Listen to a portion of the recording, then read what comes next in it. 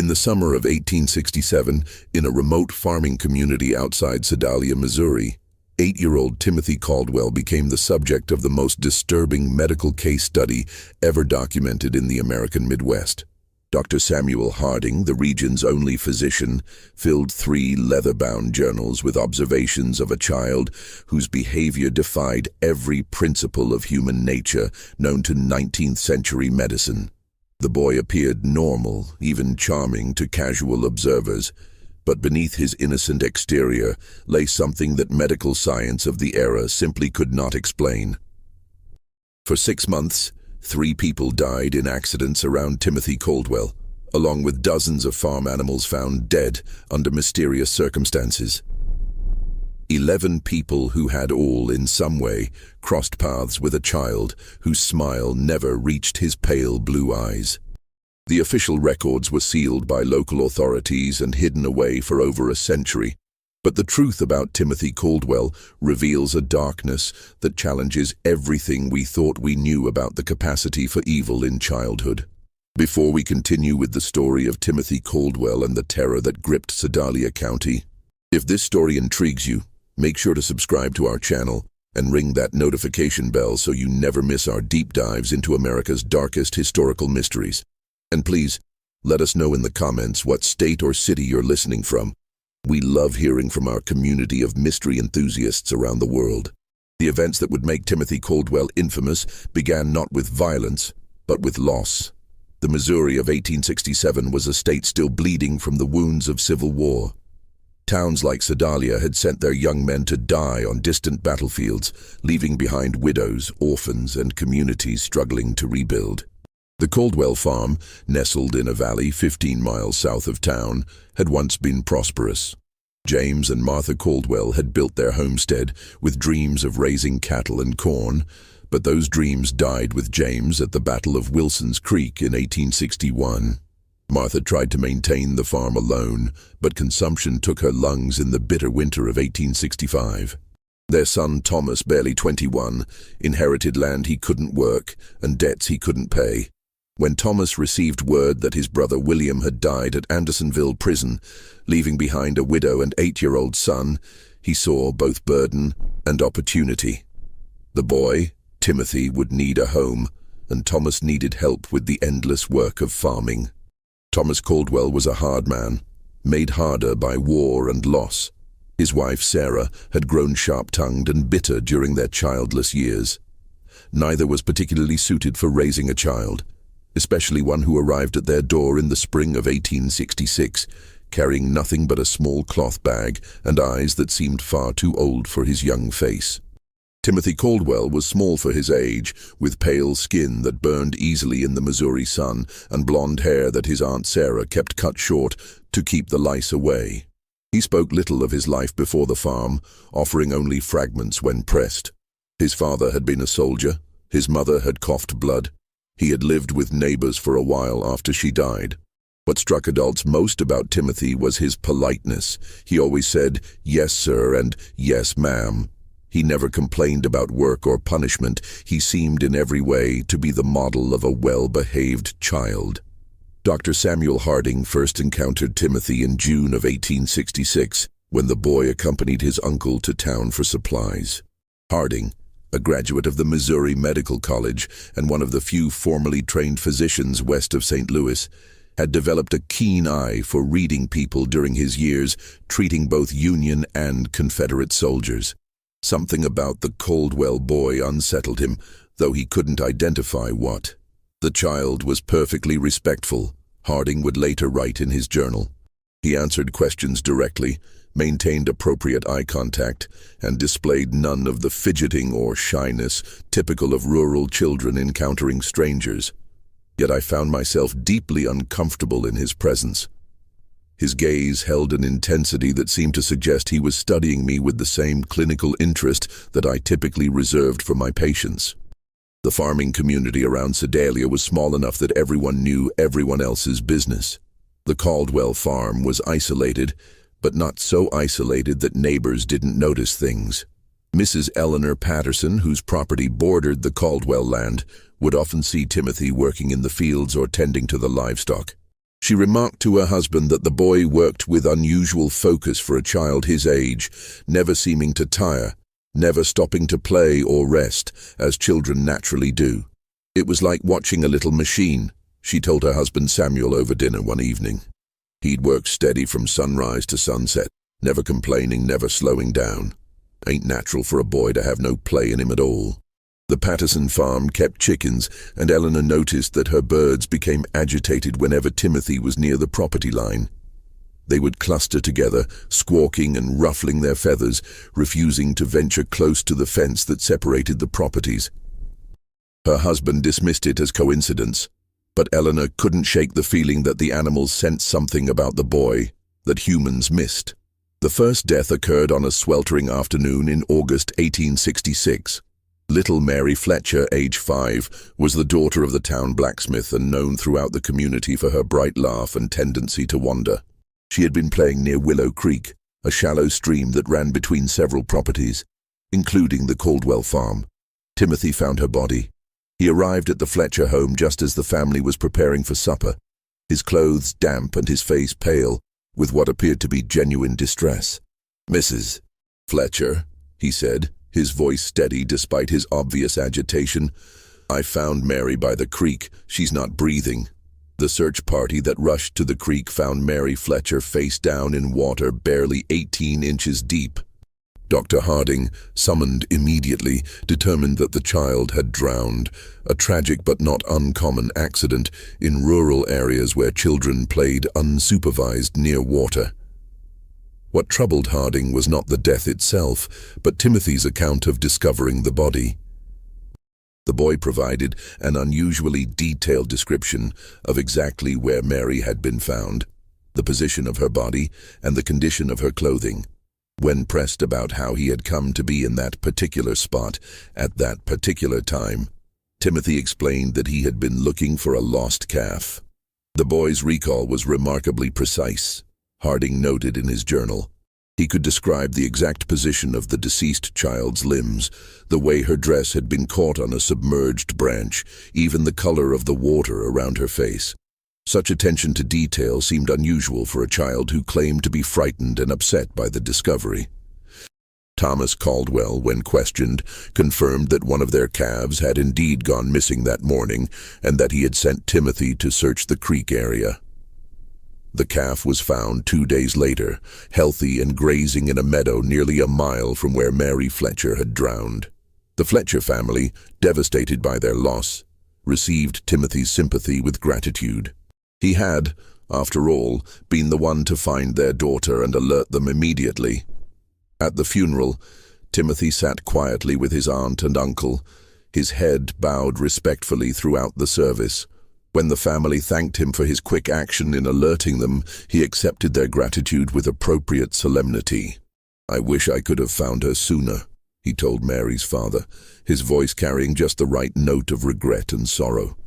But Eleanor Patterson, watching from across the church, noticed something that nagged at her for days afterward. When Mary Fletcher's mother collapsed in grief during the service, when the sight of the small coffin reduced grown men to tears, Timothy Caldwell's expression never changed. His head was bowed in apparent sorrow, but when he thought no one was looking, his pale blue eyes remained dry and watchful, taking in every detail of the scene around him. The second death came 3 weeks later.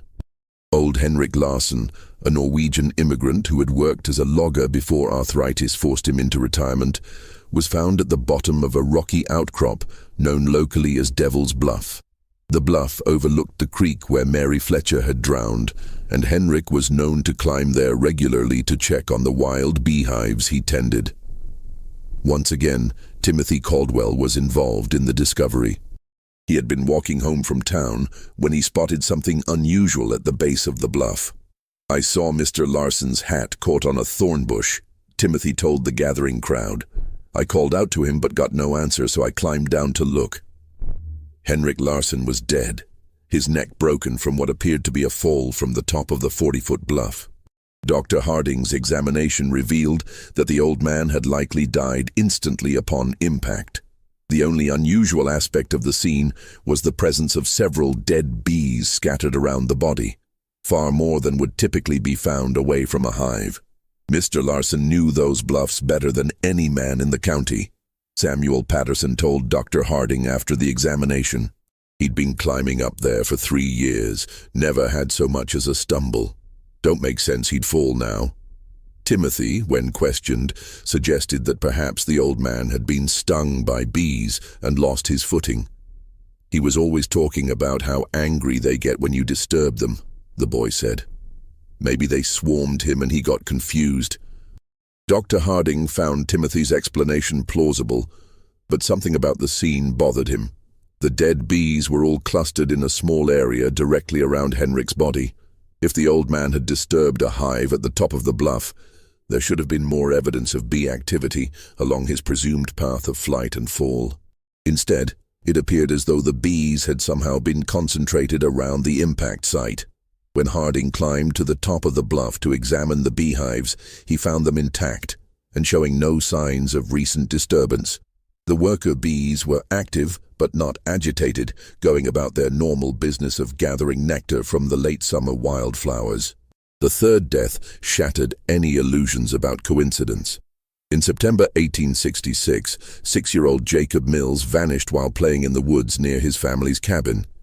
His body was found 4 days later in an abandoned well, nearly half a mile from where he had last been seen. Timothy Caldwell had volunteered to join the search party. For 3 days, Timothy searched alongside the adult volunteers, showing remarkable endurance for a child his age. He seemed to know the woods intimately, guiding searchers through areas that even long-time residents found difficult to navigate. When asked how he had learned the terrain so well, Timothy explained that he often explored the woods during his free time, looking for useful plants and herbs that his aunt could use for cooking and medicine. On the 4th day, Timothy appeared at the Mills cabin just after dawn. "I think I've found something," he told Jacob's father, his voice heavy with exhaustion. "There's an old well about a half-mile north of here. I heard what sounded like crying." The well was partially concealed by fallen logs and overgrown brush. Jacob Mills was at the bottom, alive but barely conscious, suffering from dehydration and exposure. Dr. Harding was summoned immediately, but the boy died within hours of being pulled from the well, his small body unable to recover from the ordeal. The child had been at the bottom of that well for nearly 4 days, Harding wrote in his journal. The fact that Timothy Caldwell was able to locate him in such an obscure location raises troubling questions. How extensive is the boy's knowledge of the local terrain? What other hidden dangers might he be aware of? More troubling still was Timothy's behavior during Jacob's final hours. While the Mills family maintained a vigil around their dying son, Timothy sat quietly in the corner of the cabin, apparently praying. But Dr. Harding, positioned where he could observe the boy without being noticed, saw something that deeply disturbed him. Timothy wasn't praying. His lips were moving, but his eyes were fixed on Jacob Mills with an intensity that seemed almost scientific. He appeared to be cataloging every detail of the dying child's condition. The labored breathing, the pale skin, the way consciousness flickered in and out. When Jacob finally died, Timothy's expression showed no grief or shock. Instead, there was something that Harding could only describe as satisfaction. After the funeral, Dr. Harding made an excuse to visit the abandoned well where Jacob had been found. The site troubled him for reasons he couldn't articulate. The well was indeed well hidden, concealed by natural debris that would have taken considerable effort to move. Yet Timothy had claimed to hear crying from this location, a claim that seemed improbable given the depth of the well and the amount of brush covering it. As Harding examined the scene more carefully, he noticed something that the initial rescue party had missed in their urgency to save Jacob Mills. Around the rim of the well, the debris had been arranged with unusual precision. Logs and branches that should have fallen randomly showed signs of deliberate placement, creating a natural-looking camouflage that would be nearly impossible to spot unless one knew exactly where to look. The implications were too disturbing to voice aloud, but Harding could not shake the suspicion that Jacob Mills had not simply fallen into the well. Someone had placed him there, and someone had carefully concealed the location until the boy was too weak to survive rescue. That evening, Harding began keeping detailed notes about Timothy Caldwell. If his suspicions were correct, the boy posed a danger to the entire community. But suspicions were not evidence, and evidence was exactly what Harding lacked.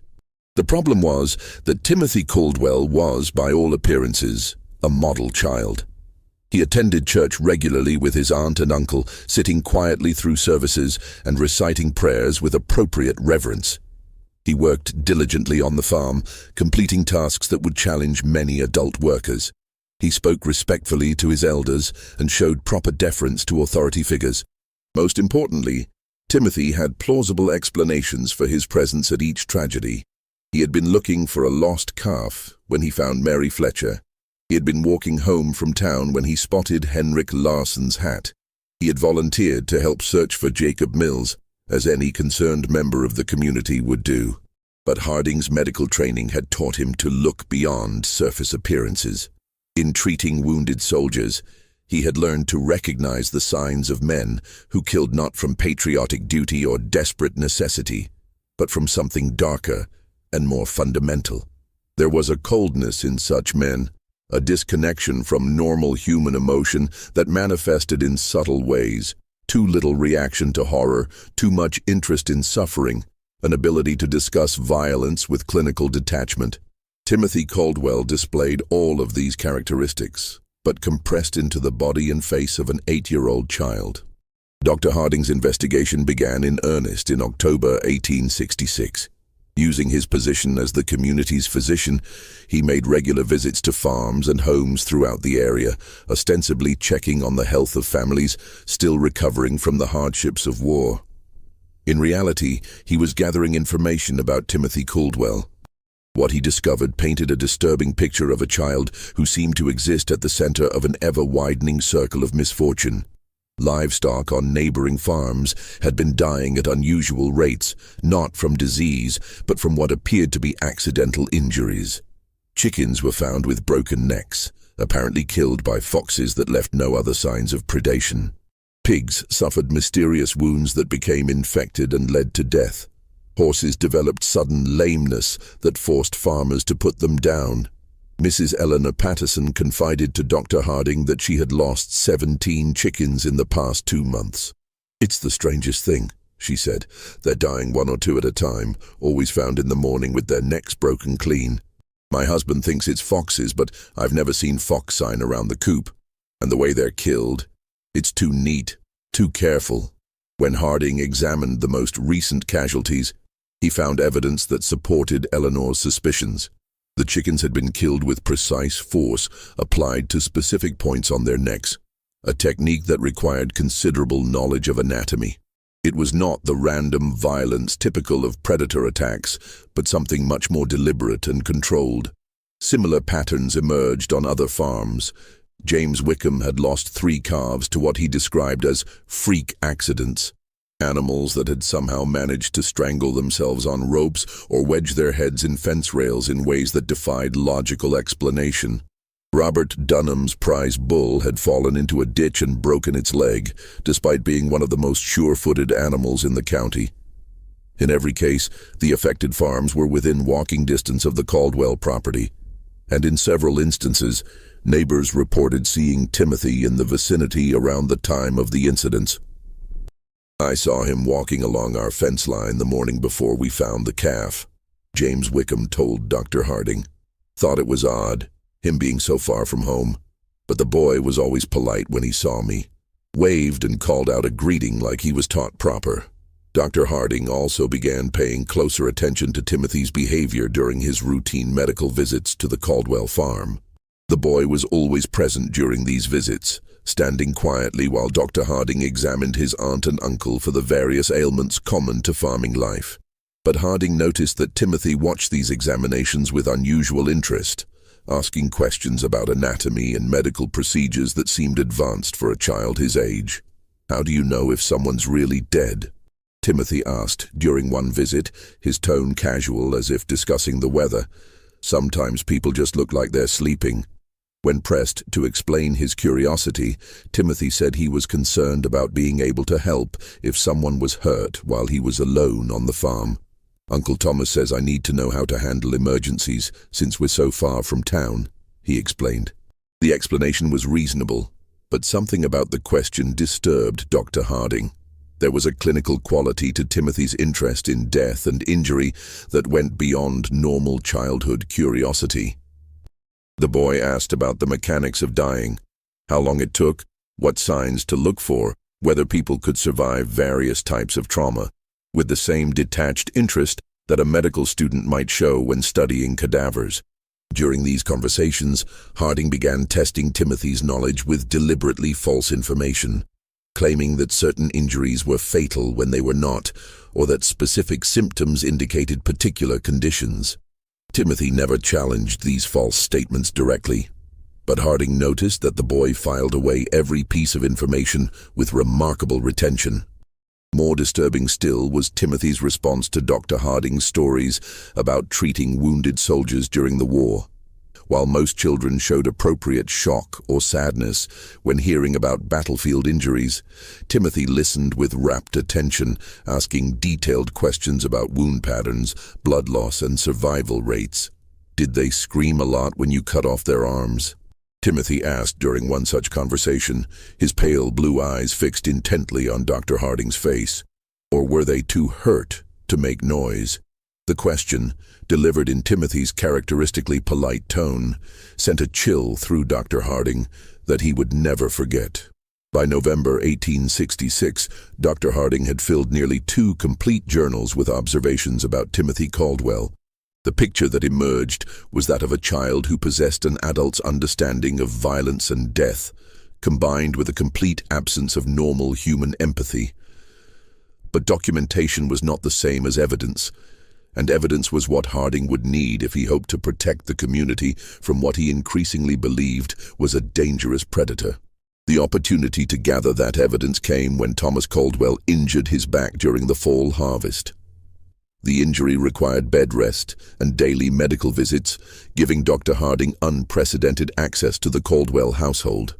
During these visits, he began engaging Timothy in longer conversations, carefully probing to understand the extent of the boy's knowledge and the nature of his thoughts.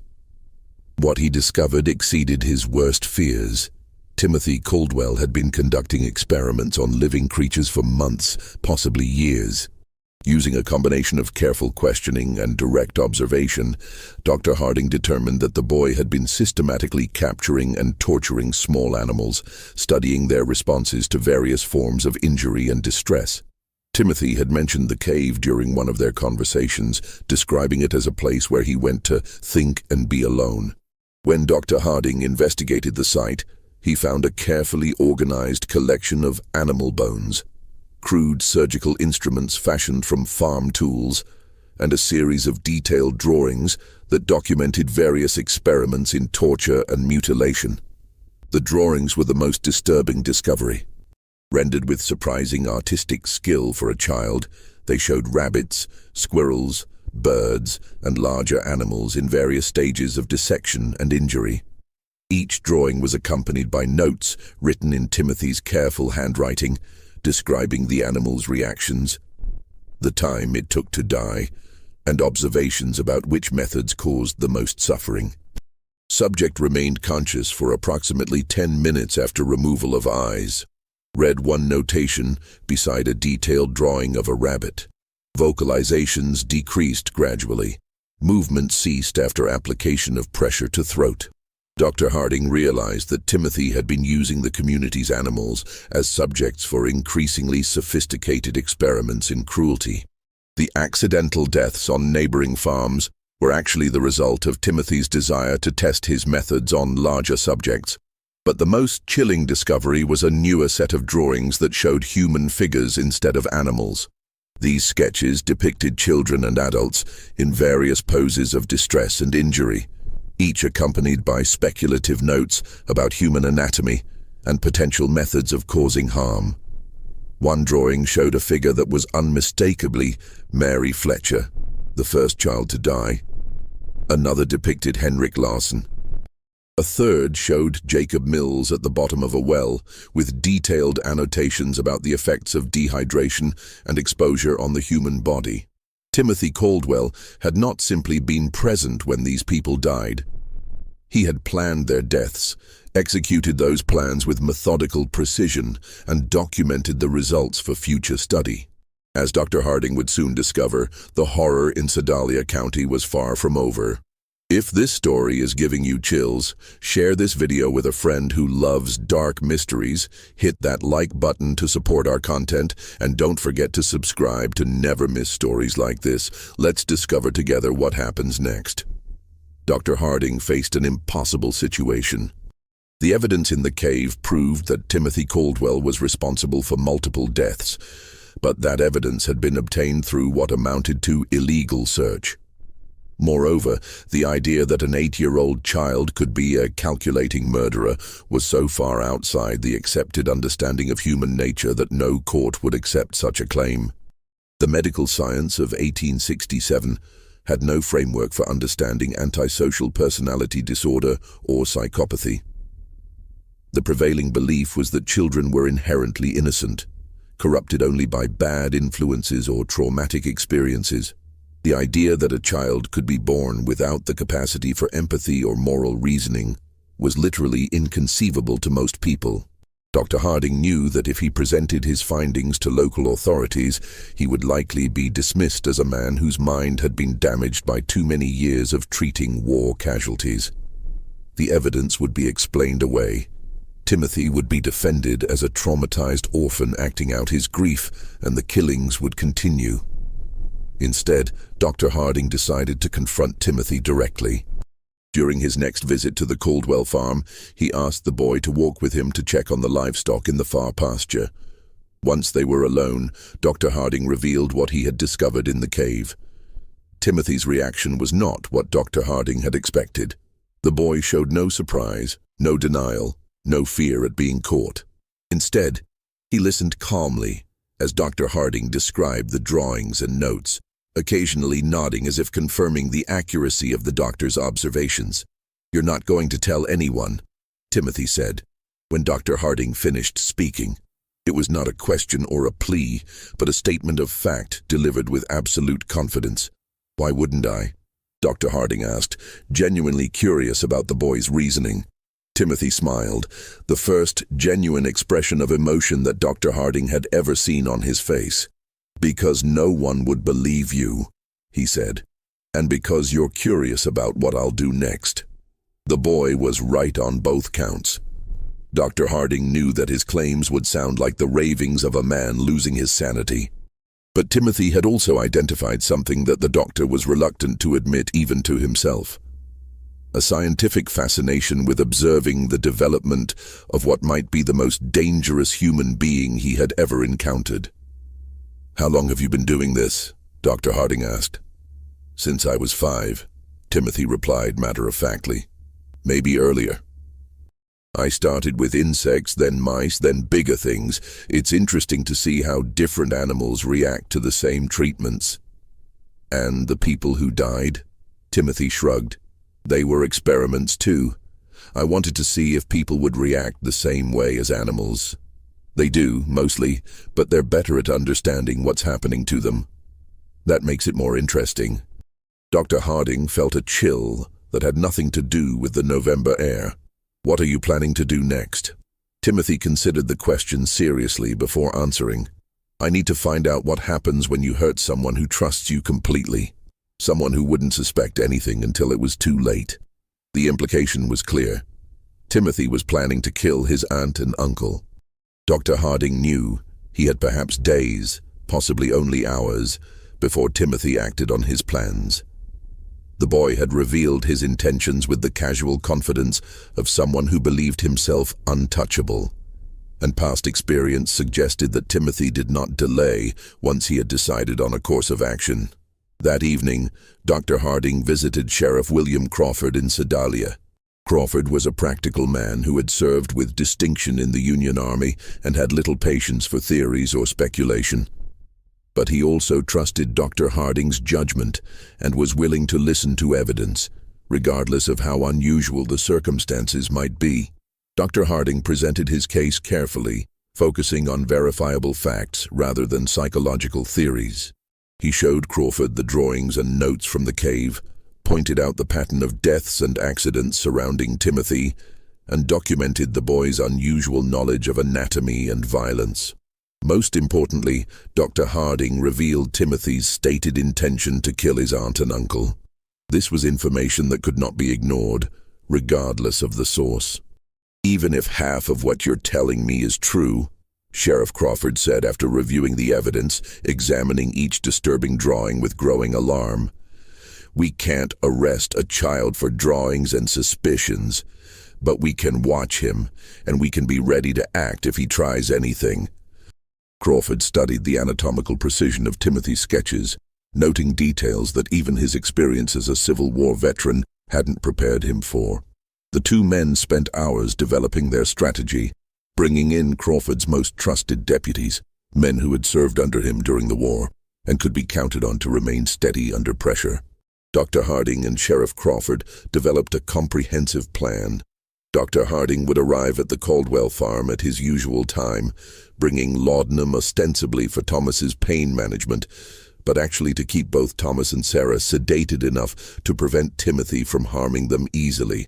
Sheriff Crawford and his deputies would position themselves strategically around the farm property, close enough to respond quickly but far enough away to avoid detection. The plan was put into effect the following morning. As Dr. Harding approached the farmhouse in his buggy, he noticed immediately that something was different. The usual morning sounds of farm activity, chickens pecking in the yard, pigs grunting in their pen, were absent. The property held an unsettling quiet that made his skin crawl. Timothy appeared in the doorway before Dr. Harding had even climbed down from his buggy. The boy stood perfectly still, his pale blue eyes tracking the doctor's movements with predatory focus. He was dressed in his usual work clothes, but Dr. Harding noticed that Timothy's sleeves were rolled up past his elbows, and his hands appeared to have been scrubbed recently, the kind of thorough cleaning that suggested preparation for messy work. "Good morning, Dr. Harding," Timothy said, his voice carrying its characteristic politeness, but something underneath had changed. There was an anticipation there, an excitement that the boy was struggling to contain. "I've been waiting for you." The words sent a chill through Dr. Harding. Timothy's use of waiting suggested that he had been expecting this visit, had perhaps even been counting on it as part of whatever plan he had set in motion. Inside the house, Dr. Harding found Thomas and Sarah Caldwell in their bedroom, both apparently sleeping peacefully. But as he approached Thomas's bed to check his condition, he noticed that the man's breathing was unusually shallow, and his skin had taken on a grayish pallor that suggested more than natural sleep. "What did you give them?" Dr. Harding asked quietly, not turning to look at Timothy but knowing the boy was watching every move he made. "Just some herbs I found in the woods," Timothy replied, his tone innocent but his choice of words deliberate. "There are so many interesting plants growing wild around here. Some of them have very useful properties." Dr. Harding checked Thomas's pulse and found it weak but steady. Sarah showed similar symptoms. She was deeply unconscious but still alive. Whatever Timothy had used, he had been careful about the dosage. The boy wanted his victims helpless but alive, at least for now. "They're not going to wake up for several hours," Timothy continued conversationally. "That should give us plenty of time to talk without interruption."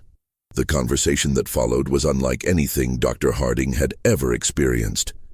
Timothy spoke about murder and torture with the clinical detachment of a medical professor discussing anatomy. He described his experiments on animals and humans with scientific precision, explaining his methodologies and the insights he had gained from each death. "Mary Fletcher taught me that drowning is actually quite slow," Timothy said, settling into a chair as if beginning a pleasant afternoon chat. "Everyone thinks people just slip under the water and disappear, but that's not how it works at all. There's struggling and panic, and this interesting pattern of breathing attempts before the person finally gives up. I had to hold her down for almost 3 minutes before she stopped fighting." Dr. Harding felt his blood turn to ice. You held her under the water. Timothy nodded eagerly. She was playing by the creek and I told her I'd found a pretty stone on the bottom. When she bent over to look, I just pushed her head down and held it there. She was so small that it didn't take much strength, but she fought harder than I expected. That's when I realized that people have much stronger survival instincts than animals. And Henrik Larsson? That was more complicated, Timothy admitted. I couldn't overpower him physically, so I had to be more creative. I knew he checked his beehives every Thursday morning, so I went up to the bluff the night before and loosened some of the stones along the edge. Then I collected bees from one of his hives and put them in a cloth bag. Timothy's eyes gleamed as he described his methodology. When Mr. Larsson climbed up to check the hives, I was waiting behind some rocks. I threw the bag of bees at his face and started shouting that there was a massive swarm attacking him. He panicked and stumbled backward, right over the edge where I'd weakened the stone barrier. The fall killed him instantly, just like I calculated it would. And Jacob Mills. Jacob was the most interesting of all, Timothy said, his voice taking on the tone of a teacher sharing a particularly fascinating lesson. I didn't kill him quickly like the others. I wanted to see what would happen if someone died slowly, over several days. So I convinced him to follow me into the woods by telling him I'd found a family of baby raccoons. Timothy paused, seeming to savor the memory. Jacob was so concerned about the imaginary baby animals that he didn't think twice about the danger. I helped him climb down into the well, then I moved the logs and brush to cover the opening. I visited him every day for 4 days, bringing him just enough water to keep him alive, but not enough to let him recover his strength. Dr. Harding realized that Timothy was no longer speaking hypothetically about future experiments. The boy had specific plans, and those plans clearly included the people currently in the house. "What are you planning to do with your aunt and uncle?" Dr. Harding asked directly. Timothy's genuine smile returned, broader than Dr. Harding had ever seen it. "That's where you come in, Dr. Harding. See, all of my previous experiments have been with people who didn't know what was happening to them until it was too late. But you're different. You understand exactly what I am and what I'm capable of. That makes you the perfect subject for a completely new type of study." As Timothy spoke, he began moving around the room, gathering items that Dr. Harding recognized as potential weapons: rope from the barn, a heavy candlestick from the mantelpiece, several sharp kitchen implements. The boy organized his tools with methodical precision, as if preparing for surgery. "I want to find out what happens when someone who knows they're going to die tries to save people they care about," Timothy continued, his excitement growing. "Will you sacrifice yourself to save Uncle Thomas and Aunt Sarah? Will you try to fight me even though you know I've planned for that possibility? Will you try to run away and abandon them to save yourself?" Dr. Harding knew that the time for conversation had passed. Timothy had revealed enough of his plans to make clear that everyone in the house was in immediate mortal danger. He drew the pistol from his medical bag and pointed it at the boy. "Step away from the knives, Timothy," Dr. Harding said, his voice steady despite his racing heart. Timothy looked at the pistol with interest rather than fear. "That's a Navy Colt, isn't it?" he asked conversationally. "I've seen pictures of them in books about the war. How many bullets does it hold?" "6, Dr. Harding replied automatically, then immediately regretted providing the information. "And how many people are you trying to protect?" Timothy asked. "There's Uncle Thomas, Aunt Sarah, yourself, and presumably the 3 law enforcement officers outside. That's 6 people if my counting is correct. So even if you shoot me, you'll have used up all your ammunition." Timothy moved closer, no longer bothering to stay out of pistol range. "You want to know how I became what I am?" he said, his voice taking on an almost hypnotic quality. "You want to understand whether I was born this way or whether something made me this way. You want to know if there are others like me and how to recognize them before they start killing." Each statement was true, and Timothy's ability to identify and exploit Dr. Harding's intellectual curiosity was as frightening as his capacity for violence. The boy understood people well enough to predict their behavior and manipulate their responses, even when they knew they were being manipulated. The confrontation came as Timothy approached his sleeping uncle with a length of rope in his hands. Dr. Harding stepped forward to intervene, but Timothy moved with surprising speed and strength, producing the kitchen knife and slashing at the doctor's arm. The struggle that followed was brief, but violent. Timothy fought with the desperate ferocity of a cornered animal, using the knife with skill that spoke of considerable practice. The boy was smaller and weaker than Dr. Harding, but he was also faster and more agile, and he fought with the calculated precision of someone who had studied anatomy extensively. Dr. Harding managed to grab Timothy's wrist and twist until the boy dropped the knife, but Timothy immediately produced another blade from his clothing. It became clear that the boy had prepared multiple weapons and positioned them strategically throughout the house. The sound of their fight brought Sheriff Crawford and his deputies running from their concealed positions. They burst through the back door to find Dr. Harding struggling with Timothy, while Thomas and Sarah Caldwell lay unconscious on their bed, apparently unaware of the violence occurring around them. Deputy Mitchell quickly subdued Timothy, while Dr. Harding caught his breath and checked on the unconscious couple. When the dust settled, Timothy Caldwell sat calmly in the corner of the room, his clothes torn and his face bloodied, but his pale blue eyes still holding that same cold intelligence that had first disturbed Dr. Harding so many months earlier.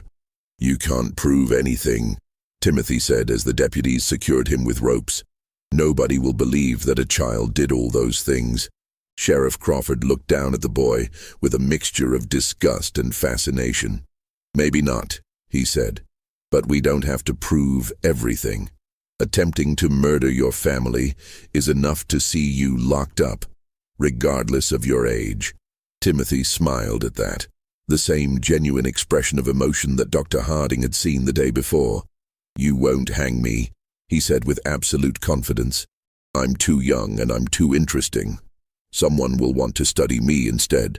Just when we thought we'd seen it all, the horror in Sedalia County intensifies. If this story is giving you chills, share this video with a friend who loves dark mysteries. Hit that like button to support our content. And don't forget to subscribe to never miss stories like this. Let's discover together what happens next. Timothy Caldwell was wrong about his fate, but right about the impossibility of proving his crimes. When Sheriff Crawford attempted to present the evidence from the cave to county prosecutors, he encountered exactly the resistance that Dr. Harding had predicted. The drawings and notes were dismissed as the products of a disturbed child acting out trauma from his parents' deaths. The pattern of accidents and deaths was attributed to coincidence compounded by Timothy's unfortunate habit of being helpful during emergencies. The attempted murder of Thomas and Sarah Caldwell, however, could not be explained away. 3 law enforcement officers had witnessed Timothy attacking his sleeping relatives with clear intent to kill.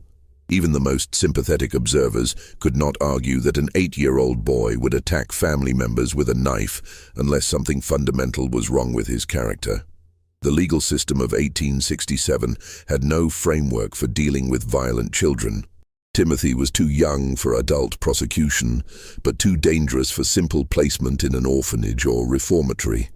The case created unprecedented challenges for Missouri's justice system, attracting attention from legal scholars and medical professionals throughout the region. After weeks of legal wrangling and consultation with experts from as far away as Boston and Philadelphia, a compromise was reached. Timothy would be remanded to the custody of the Missouri State Hospital for the Insane in Fulton, where he would be studied and treated by the most advanced alienists available in the region. The decision satisfied no one completely. Prosecutors wanted Timothy tried as an adult for murder, while defense attorneys argued that no child so young could be held responsible for his actions. Medical professionals were divided between those who believed Timothy could be rehabilitated and those who considered him incurably dangerous. Dr. Samuel Harding volunteered to accompany Timothy to the hospital and remained there for 3 months, documenting the boy's behavior and working with hospital staff to develop understanding of what they were dealing with. The resulting case study became one of the first systematic examinations of antisocial behavior in children, though it would not be published until decades after the events. Timothy adapted to hospital life with the same calculating intelligence he had shown on the farm. He quickly learned to mimic appropriate emotions and responses, convincing several staff members that he was making remarkable progress in overcoming his traumatic episodes. Timothy would cry convincingly when discussing his crimes, express remorse that seemed genuine, and display what appeared to be authentic gratitude for the care he was receiving. But Dr. Harding observed that Timothy was merely studying the people around him, learning to manipulate them more effectively.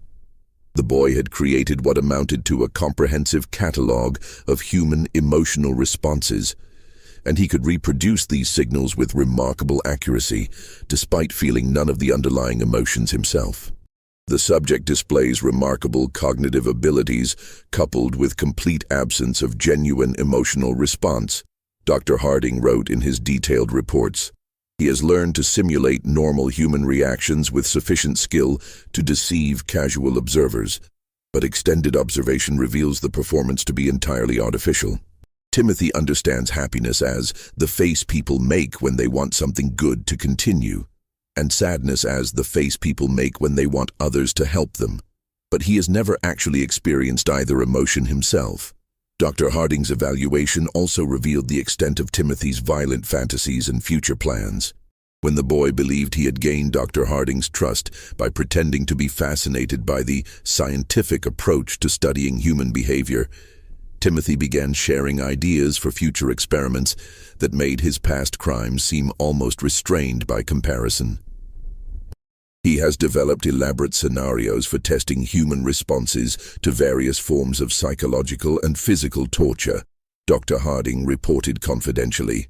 His plans demonstrate remarkable creativity and attention to detail, as well as a sophisticated understanding of human psychology. If he were allowed to mature and gain additional resources, he would likely become one of the most dangerous individuals in American history. The hospital records show that Timothy remained at the facility for 18 months. During that time, several unexplained incidents occurred that bore the hallmarks of Timothy's methods.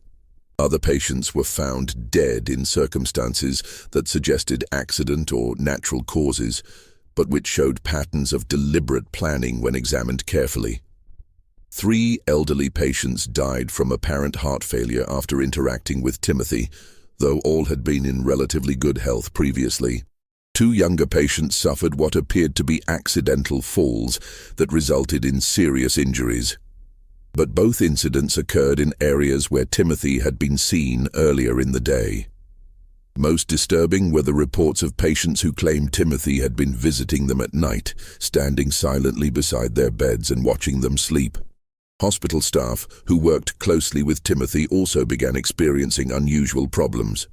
Several nurses reported persistent nightmares after spending time with the boy, dreams that often featured detailed scenarios of violence and death. 2 attendants requested transfers to other wards, claiming that they felt constantly watched, even when Timothy was supposedly confined to his room. Dr. Martha Fitzgerald, who had been brought in to provide additional expertise in treating Timothy, discovered that the boy had been keeping a secret journal. Timothy had convinced one of the nurses to provide him with paper and pencil for therapeutic writing exercises, claiming that recording his thoughts and feelings would help him process his emotions more effectively.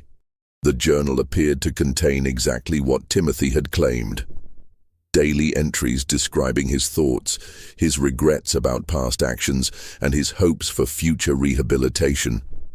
The writing was appropriately childlike in its language and emotional content, and it painted a picture of a deeply troubled but fundamentally redeemable young person struggling to overcome traumatic experiences. But Dr. Fitzgerald's training in European psychiatric techniques included familiarity with coded communication systems. When she applied analytical methods to Timothy's journal, she discovered that the innocent-seeming entries contained a sophisticated cipher system. The decoded messages revealed Timothy's true thoughts and plans in disturbing detail. Rather than experiencing remorse or rehabilitation, he was conducting a systematic study of the hospital, its staff, and its security procedures. His goal was not merely to escape, but to use his time in confinement to develop more advanced techniques for manipulation and murder. Day 47. Dr. F believes my tears during today's session were authentic. Read 1 decoded entry. Her response pattern indicates increased sympathy and reduced suspicion.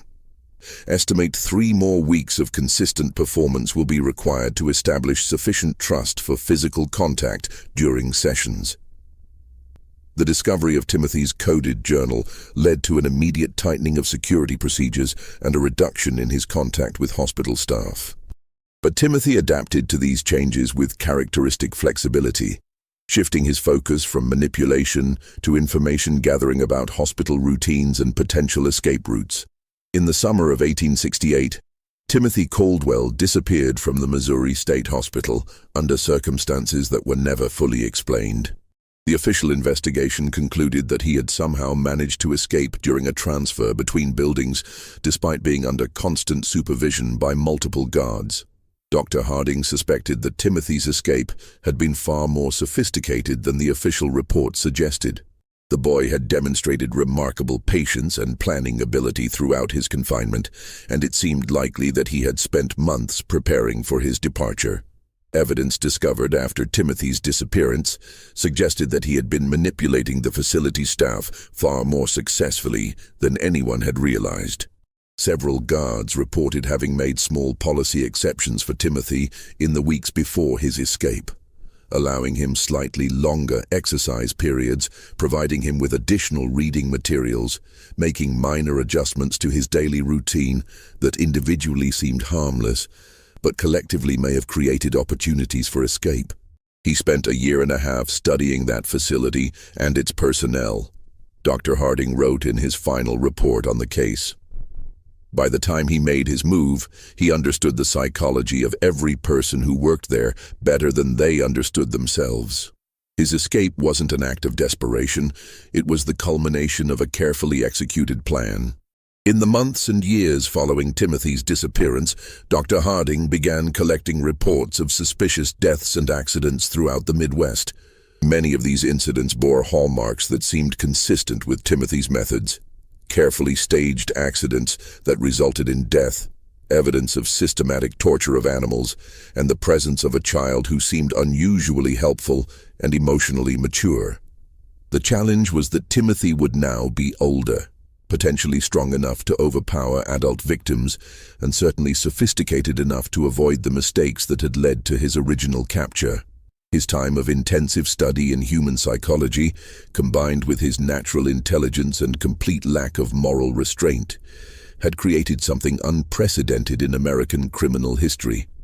Dr. Harding spent the remaining years of his career tracking these reports and attempting to develop a comprehensive understanding of what Timothy Caldwell represented. His private journals, discovered after his death in 1891, contained hundreds of pages documenting cases that might have involved Timothy, along with theoretical discussions about the nature of evil and the possibility that some individuals might be born without the capacity for moral reasoning.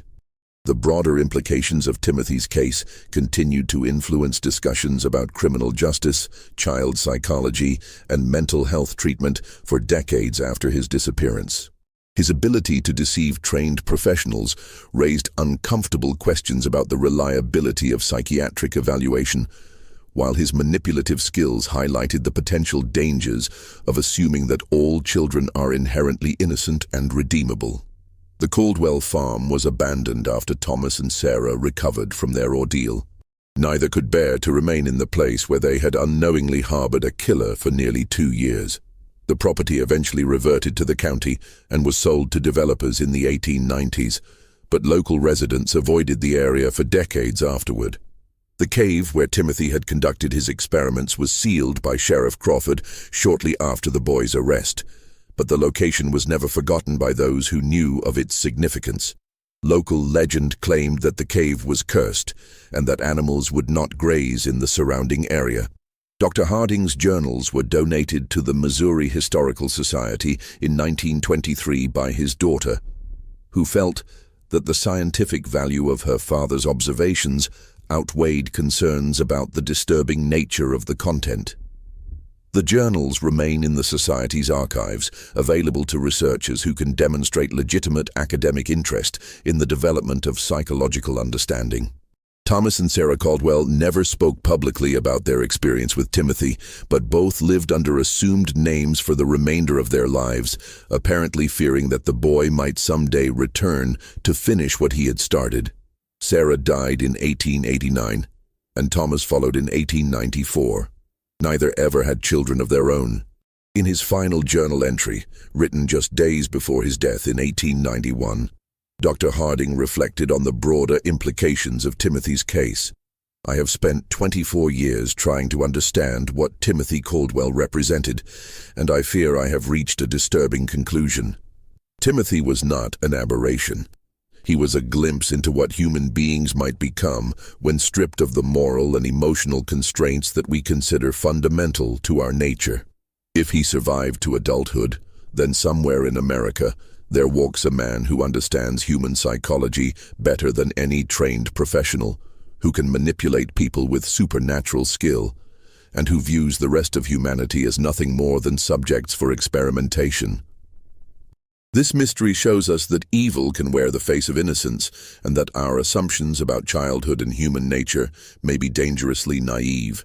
The case of Timothy Caldwell forces us to confront uncomfortable questions about the nature of moral development and the possibility that some individuals may be born without the capacity for empathy or conscience that we consider fundamental to humanity. What do you think of this story? Do you believe everything was revealed, or might there be more to Timothy Caldwell's fate than the official records suggest? Leave your comment below and let us know your thoughts about this disturbing chapter in American history. If you enjoyed this tale and want more horror stories like this, subscribe, hit the notification bell, and share with someone who loves mysteries as dark and complex as this one. Remember, the truth is often more terrifying than fiction, and history holds secrets that continue to challenge our understanding of human nature. See you in the next video.